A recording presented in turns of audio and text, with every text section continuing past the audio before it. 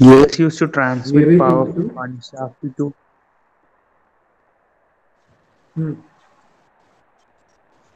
another shaft.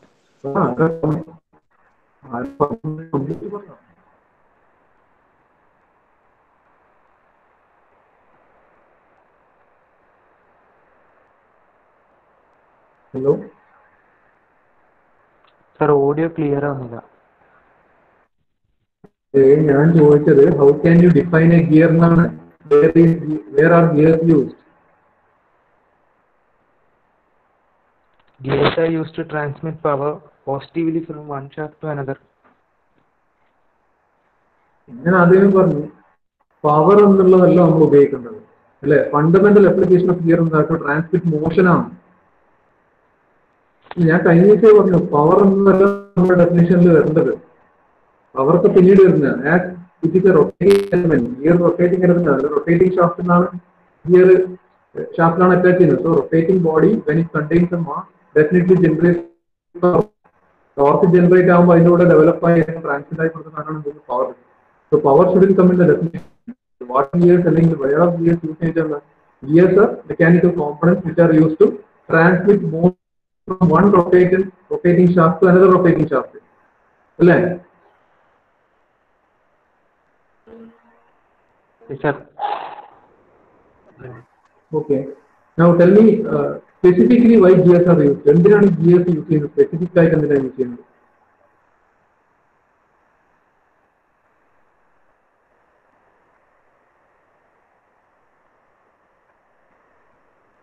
എന്തുകൊണ്ടാണ് gear use ചെയ്യാൻ കാരണം?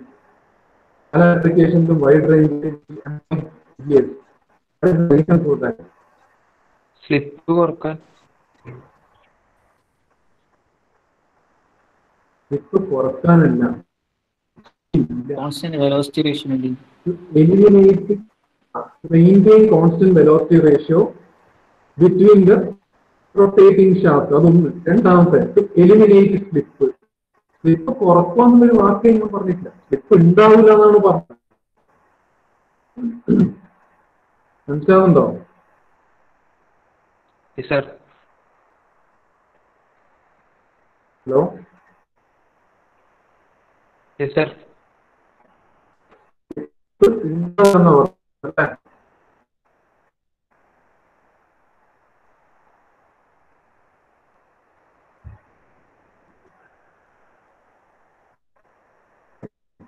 Now, understanding the basic definition and logic of a gear, we discussed about the classification of gears.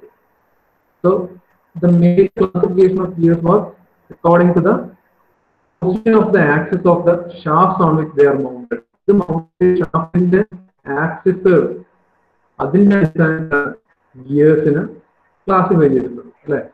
Now, what was the classification of the axis?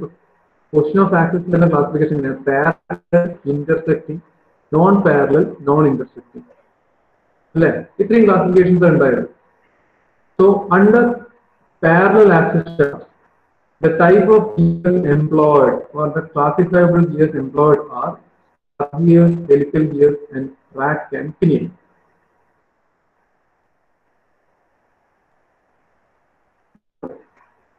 എന്തായിരുന്നു ഒരു spur gear അല്ലെങ്കിൽ spur ഗിയറിന്റെ speciality എന്തായിരുന്നു?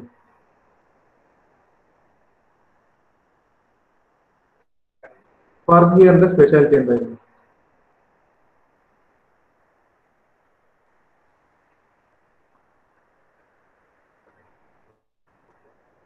Hello. Gear teeth ഗിയറിന്റെ ഷാഫ്റ്റിന്റെ ആക്സിസിന് parallel ആയി. Very good. The gear teeth will be parallel to the axis of the wheel. അല്ലേ? അതാണ് spur ഗിയറിൽ ഉണ്ടായത്.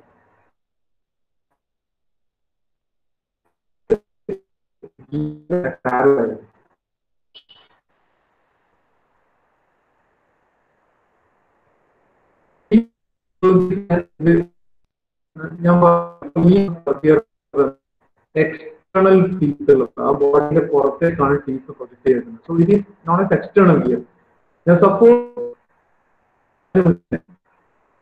ഈ രണ്ട് കോമ്പിനേഷൻ ഓഫ് ഗിയർ വരുമ്പോൾ അതിനൊരു ടെർമിനോളജി നമ്മൾ യൂസ് ചെയ്യുന്നത് അല്ലെ. ബിഗർ വീൽ എന്നൊരു പേരും വീൽ എന്നൊരു പേരും. What was bigger wheel? വലിയ വീലിനുള്ള പേരെന്തായിരുന്നു?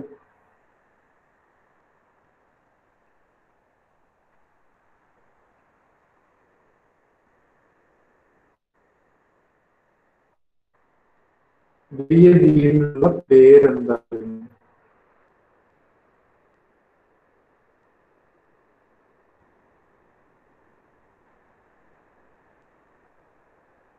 name of the bigger wheel. Sulabh answering. Sulabh, Yes, sir. please answer me. What was the name for the bigger wheel? Audio clear ആവില്ല. What was the name given for the bigger wheel?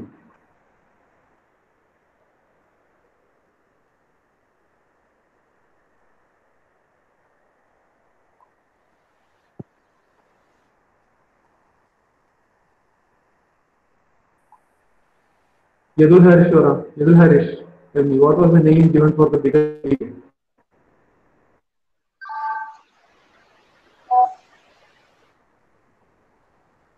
Yadul Harish, Sir, right.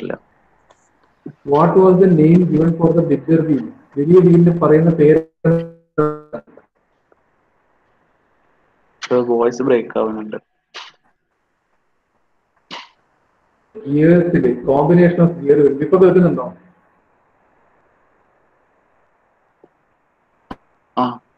കേൾക്കുന്നുണ്ടോ? ഉണ്ട്. ഈ രണ്ട് ഗിയറില് വലിയ ഗിയറിന്റെ പേരെന്താണ്?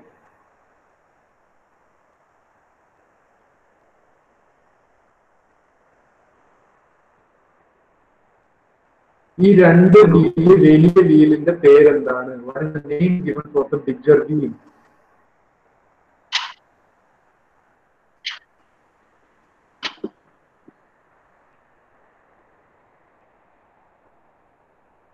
Vinod, answer. What is the name given for the bigger wheel?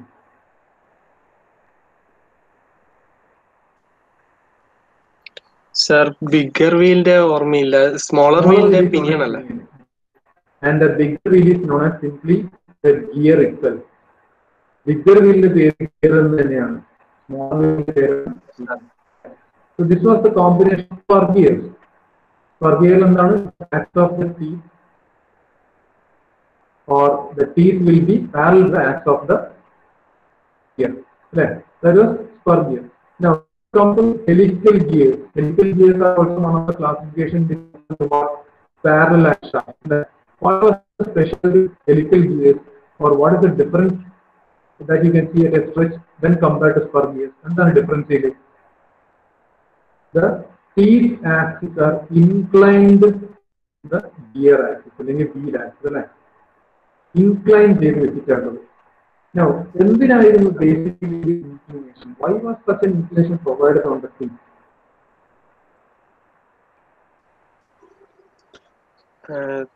End thrust eliminate ചെയ്യാൻ വേണ്ടി ഷാഫ്റ്റിൽ. Axial thrust elimination. See, then the spur gears are functional. It is one of the most common type of wheel employed on a spur gear. Now, when they are in action, a large generation of axial thrust develops.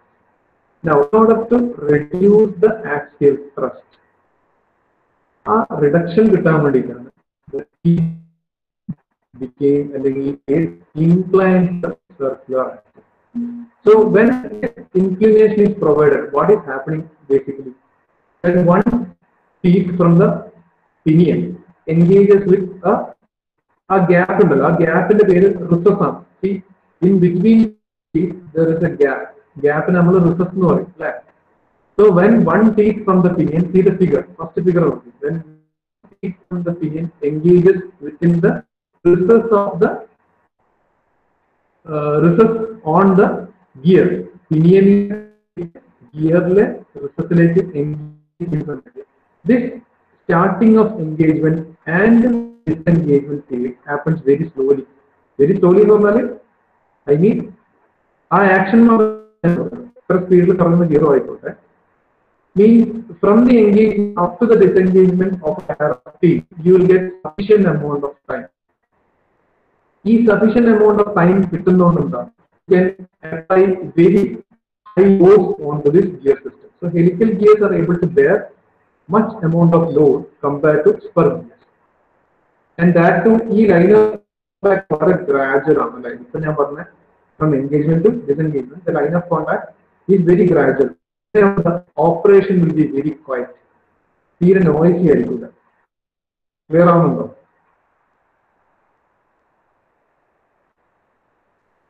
Yes, sir. So this was the case with helical gears. Now, spur gears, helical gears, both are coming under the classification of what? Parallel axis gears. Parallel, sir. Very good. Now, in order to further reduce the axial thrust developed in the helical gears also, helical gears we impart a certain modification onto the helical gears. What was that modification? We generate a double helical gear. Yes, And the helix we generate a new category which is known as herringbone gears. That is herringbone gears. Look at the figure. One gear is right-handed and the one is left-handed. Both are combined to form a single gear. Such a combination is known as a double helical or a herringbone gear. The specialty known as the main gears have same helix. There is a wide range of usage, especially in automobiles, turbines, engines, etc. There is a wide range of herringbone gears used. Clear on? Now, next one was rack and pinion. Rack and the translatory motion generated in the gear and pinion rotatory motion. So rack and gears are used in order to transmit motion as well as what? Convert the type of motion, translatory, rotatory as a rotatory. Three gears are parallel gears. Now, when we look on to intersecting shaft, one parallel and intersecting shaft are bevel gears. If you look at the second figure, the intersecting shaft of one axis, axis of one shaft and the other shaft are perpendicular. It needs always be perpendicular. Look at the third figure. It is not perpendicular. It is inclined. So it can be inclined. But anyhow, the axis will be intersecting with each other. So such kind of category, in the category we use in gear on bevel gear. Bevel gear extensively usage. You know the workshop in if you look at the differential, you can see a clear application of bevel gear. Or else just the workshop ഒന്ന് അങ്ങോട്ടും ഇങ്ങോട്ടും നോക്കിയാൽ ഇതിനകത്ത് differential കാണാം. ഏതെങ്കിലും അഴിച്ച് engine അല്ലെങ്കിൽ ഈ വണ്ടീന്റെ ആക്സിലോ താഴത്തെ ഡിഫറൻഷ്യലോ ഒന്ന് ഓപ്പൺ ചെയ്തിട്ടുണ്ടെങ്കിൽ you can clearly application of bevel gears.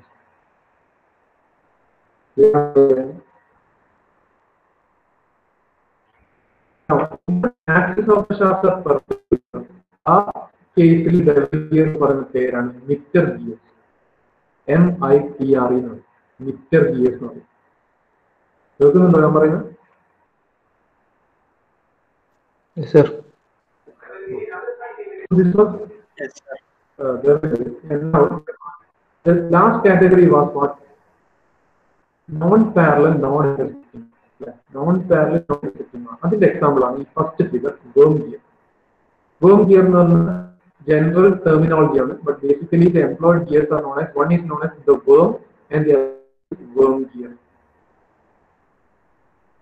Okay, worm gear is somebody okay. Axis shaft every imagine. acts of the small അതെവിടെയാണ് രണ്ടും on different planes ആണ്. They are not parallel as well as non-intersecting. രണ്ടും intersect ചെയ്യുന്നില്ല. അല്ലേ? And now, what is the worm here? WR, the cylindrical body ആണ് അല്ലേ? Having cut on its outer surface. അതിന്റെ പുറത്ത് ത്രെഡുകൾ ചെയ്തിട്ടുണ്ടാവും. മുകളിലുള്ളതാണ്. മുകളിലുള്ളതാണ്. ത്രെഡുകൾ നമ്മൾ ഈ if you look at the nuts and bolts അതിലൊക്കെ പുറത്ത് കാണുന്ന ആ പ്രൊജക്ഷൻസിനെയാണ് we can call as threads. അല്ലേ? So threads will be cut on the outer surface of the worm അല്ലെങ്കിൽ that cylindrical body in the shape of helix. helixന്റെ shape cut ചെയ്തിട്ടുണ്ടാവും. കാണുന്നുണ്ടോ? Okay. Now, this typical worm and worm are exclusively used for the വളരെയധികം speed ratios മെയിൻ്റെ കേസിലാണ് worm and worm gear എക്സ്ക്ലൂസീവായി use ചെയ്യുന്നത്. ഒരു 1000:10 റേഷ്യോയിൽ 500 speed അല്ലെ, ഞാൻ റേഷ്യോ ആണ് പറയുന്നത്. അത്രയും ഹൈ സ്പീഡിൽ അത്രയും ലോ സ്പീഡ് ആക്കുന്നില്ല, അല്ലെങ്കിൽ വെരി ലോ സ്പീഡിൽ high സ്പീഡിലേക്ക് കൊണ്ടുവരുന്നില്ല.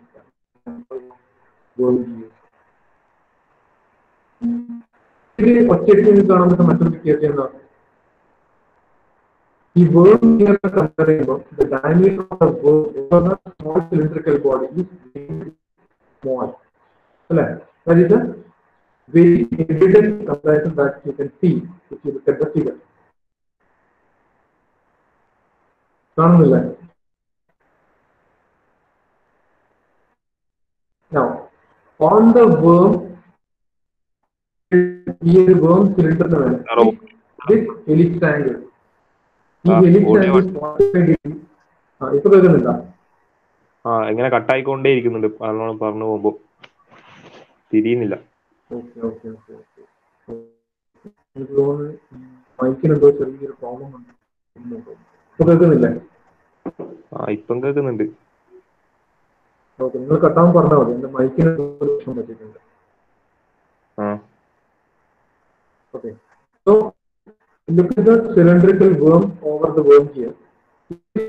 Helix angle. Helix angle on the see how are helix developed? Helix are developed if you project a spiral onto a three-dimensional angle. മുറുക്കിന്റെ ഷേപ്പിൽ അതാണ് സ്പൈറൽ എന്ന് പറഞ്ഞത്. അത് നമ്മളൊരു 3D പ്രൊജക്ട് ചെയ്ത് നമുക്ക് ഹെലിക്സ് കിട്ടും. If the spiral angle is 45 degree, ആ 45 degree വരക്കുന്ന spiral you will get the maximum efficiency in a worm gear system. Okay, so these were some of the basic classifications of gears. So fundamentals of gears നോക്കി, gear definitions പഠിച്ചു. പിന്നെ നമ്മൾ നോക്കിയ classifications of gears ആണ്. Clear ആണോ?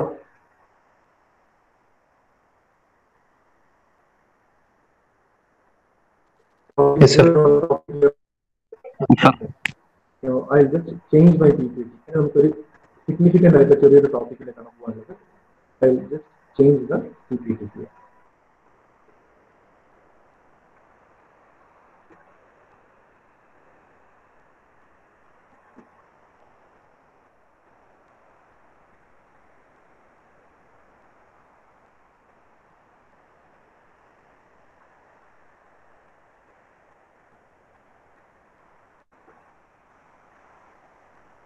Okay, കാണുന്നില്ലേ?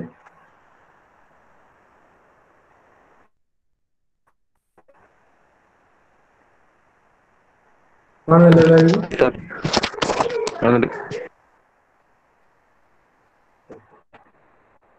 So see ഉണ്ടോ സ്വർഗീയന്റെ general representation ഈ numerical ചെയ്യുമ്പോൾ അല്ലെങ്കിൽ trying to derive equation related here in numerical examples conditions explaining of that gears നമ്മൾ കാണിച്ചതൊക്കെ ഫ്രണ്ട് വ്യൂ ആണ്. രണ്ട് ഗിയർ കോമ്പിനേഷൻ വെച്ച് നമ്മൾ ഫ്രണ്ട് നോക്കി എങ്ങനെയാണോ അതാണ് ടോപ്പ് വ്യൂ. അവിടെ കാണുന്ന ആ സർക്കുലർ വ്യൂ. അതിന് തൊട്ട് താഴെ കാണുന്ന കാണുന്നത് അത് നമ്മൾ മുകളിൽ പോയി ടോപ്പ് വ്യൂ നോക്കിയാൽ എങ്ങനെ ഉണ്ടാവും, അതാണ് ആ താഴെ കാണുന്ന ഫ്രണ്ട് ഫിഗർ. ഓക്കെ, ജസ്റ്റ് ഗിയറിന്റെ റെപ്രസെന്റേഷൻ കാണിച്ചത് മാത്രമേ. two bevel gears. So നമ്മൾ നോക്കിയോ worm gears. The smaller gear and the larger one is gear.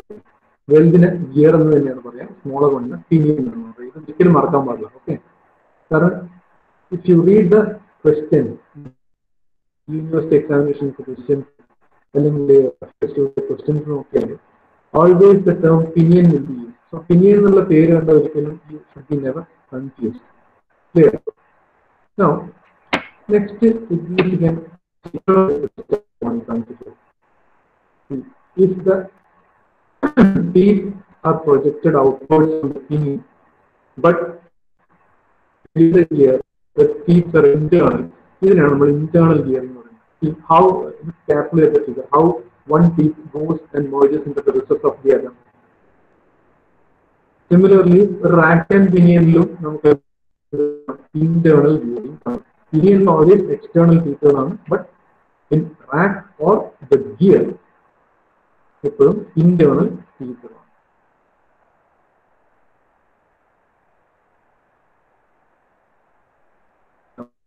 Next one significant ആയിട്ടുള്ള topic. Certain known related to Sir, voice break ആവുന്നുണ്ട്. gear terminology എന്ന് പറയുന്നത്.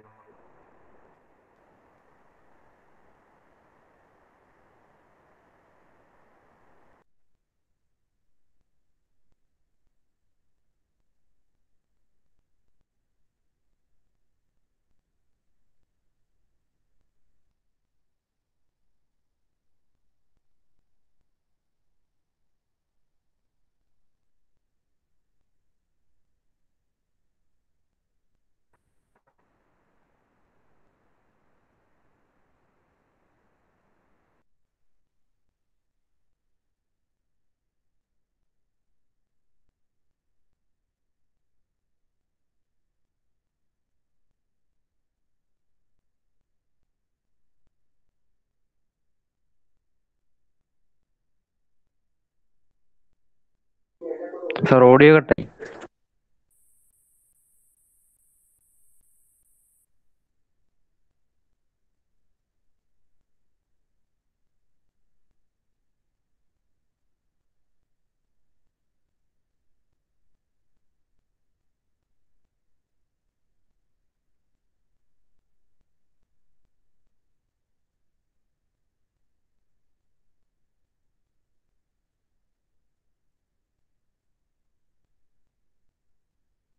Hello hello കേൾക്കുന്നുണ്ടോ? Hello ഇല്ലടാ കേൾക്കുന്നില്ല. Hello boys, കേൾക്കുന്നില്ല? Sir, ഓക്കെ, കേൾക്കാൻ- ഒന്ന് റീകണക്ട് ചെയ്യുമോ?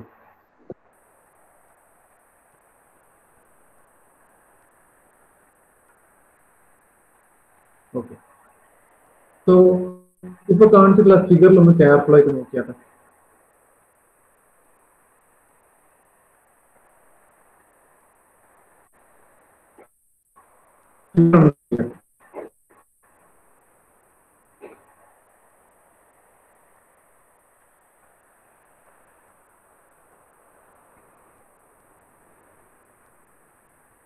Hello, Yes, sir.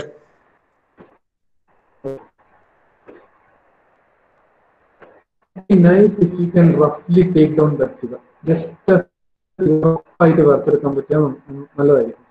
കാരണം ഇനി അങ്ങോട്ടുള്ള ഗിയേഴ്സിന്റെ ടോപ്പിക് റിലേറ്റഡ് ഗിയേഴ്സിന്റെ fourth module revolving around these terms. ഈ ടേംസ് വളരെ സിഗ്നിഫിക്കന്റ് ആണ് with respect to theory part as well as theoretical part.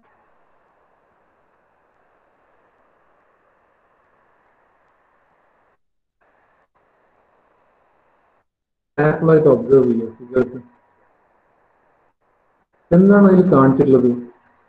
To protected teeth on the outer surface of the gear. അതാണ്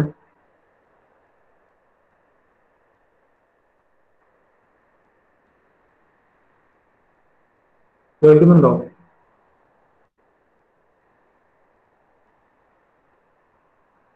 Yes, sir. Yes, sir. Yes, sir. Now, different terms നോക്കിയാൽ ഒരു gear പീസിന്റെ ആ shape that shape is not the profile of a teeth. Teethന്റെ profile എന്നാണ് നമ്മൾ പറയുന്നത്. It is majorly divided into two sections, addendum and dedendum. Addendum and dedendum. Yes, sir. The space in between two teeth, it is known as width. That is width. Then, if you consider a single teeth, a single teeth, mughal bhagam, the top surface is known as top land, and the portion coming on the circumference of the gear.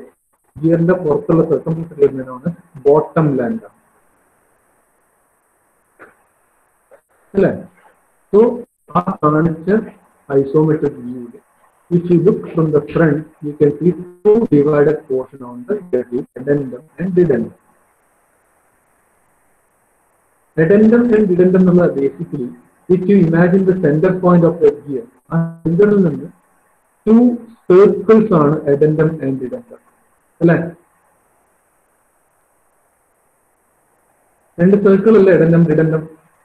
This center point imagine. Yes, sir. Yes, sir. Now, if you look from the side view, the two portions of the teeth are known as face and flank. Face and flank. This is a single gear. Now imagine, just imagine, and clearly imagine. If another set of gear teeth comes and merges with this set, ഇതുമായിട്ട് merge ചെയ്ത് നിൽക്കുന്ന ഒരു set എന്ന് മനസ്സിലാകും. അങ്ങനെയാണ് എന്തും പറയാൻ പറ്റും. The face region of this teeth goes and merges with the flank region of the other teeth. അങ്ങനെയല്ലേ ഉണ്ടാവോ? അല്ലേ? രണ്ട് ഗിയേഴ്സ് കോമ്പിനേഷനിൽ വെച്ചാൽ ഫേസും തമ്മിലുള്ളത് merge ചെയ്യാം. Face of one teeth goes and merges with the flank region of the other. Correct? So that is the importance of the two terms, face and flank. Now, you can see a pitch circle. A pitch circle. Then you can see the working depth as well as a more clear and space. Working, ഞാൻ പറയുന്ന ടെർമിനോളജിയിലും ആ ഫിഗറിൽ locate ചെയ്യണം. Working depth നിങ്ങൾക്ക് കാണാം. പിന്നെ below that one, a small space is given.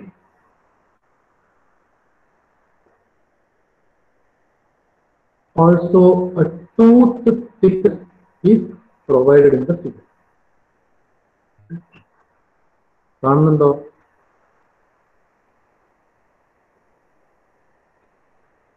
Can you locate all the terms which I have given now? Okay. Now, what you should do is, before coming to the next class, you have to refer to one of your reference. Either reference text refer. You can see this topic, gear terminology. This figure is clear note. Show all the names. This is the names of figure.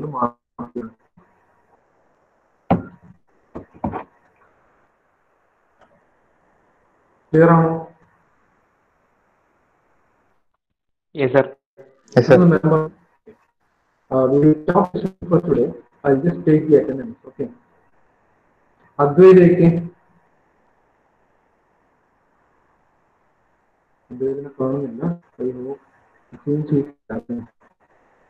Hare Krishna. Present, sir. Hare Krishna T. Agil K. Present, sir.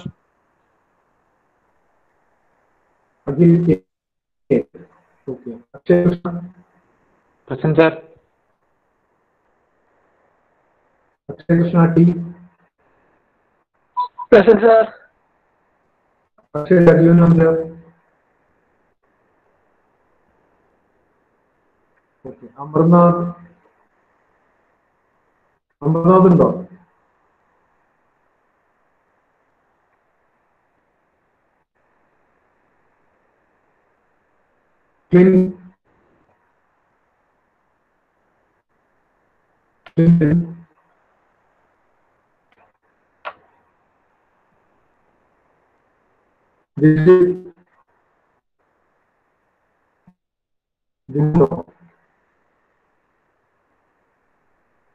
ഇല്ല sir. Gokul, sir. Jishnu, Dileep, Present, sir. Jol, Tom, Present, sir.